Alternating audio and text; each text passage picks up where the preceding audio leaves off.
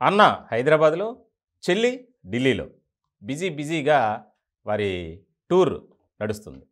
ఇదే కీలకమైనటువంటి చర్చగా 2 తెలుగు రాష్ట్రాల్లో జరుగుతుంది. ముఖ్యంగా వైఎస్ రాజశేఖర రెడ్డి అభిమానులు, అలాగే ఆయన కుటుంబాల్లో కూడా ముఖ్యంగా ప్రధానంగా చర్చ జరుగుతుంది.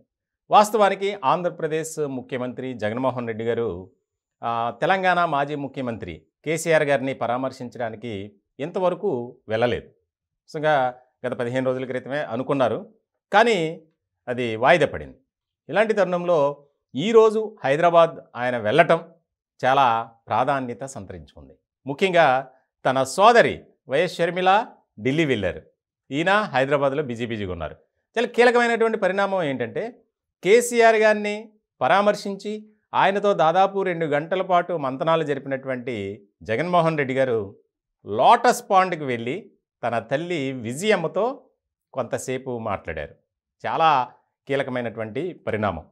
2 ఏళ్ల తర్వాత లోటస్ పాండ్కి వెళ్ళినటువంటి జగన్మోహన్ రెడ్డి గారు ఏం మాట్లాడారు ఏంటనేది అటు ఉంచితే కనుక చాలా కీలకంగా మారింది. ఎందుకనంటే లోటస్ పాండ్లోనే తన కుమార్తె కుటుంబంతో కలిసి విజయమ్మ లోటస్ పాండ్లో ఉంటున్నారు.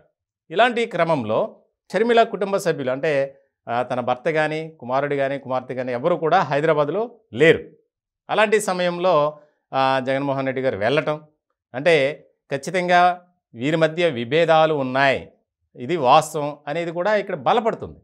ఇలాంటి క్రమంలో తన సోదరి అయితే ఢిల్లీ వెళ్ళి ఖర్గే సమక్షంలో కాంగ్రెస్ పార్టీ తీర్థం పుచ్చుకోవటం, దానికి సంబంధించి కొంతమంది పెద్దలని కలవటం, తన రాజకీయ భవితవ్యంపై ఏ విధంగా ముందుకు వెళ్ళాలి, ఎలా నడవాలి అనే దాని మీద కూడా చర్చలు జరిపినట్లు మనకు సమాచారం అందుతుంది. మొత్తానికి ఆంధ్రప్రదేశ్ రాజకీయాల్లో షర్మిల చాలా కీలకం కాబోతున్నారు. అది కూడా కాంగ్రెస్ పార్టీని నడిపించేటువంటి బాధ్యతను షర్మిలకు అప్పగిస్తున్నారు కాబట్టి చాలా కీలకంగా మారింది ఈ అంశం.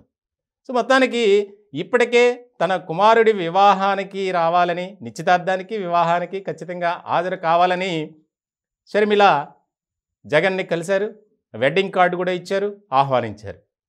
ఇలాంటి క్రమంలో చాలా ఒక 24 గంటల లోపే ఈ కీలకమైనటువంటి పరిణామాలన్నీ చోటు చేసుకున్నాయి.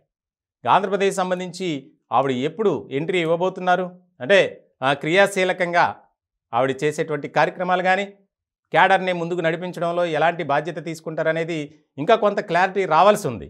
ఇలాంటి సందర్భంలో హైదరాబాద్లో జగన్మోహన్ రెడ్డి గారు, ఢిల్లీలో షర్మిల, చాలా రాజకీయంగా మాత్రం ఇది ఒక పెద్ద చర్చ జరుగుతుంది.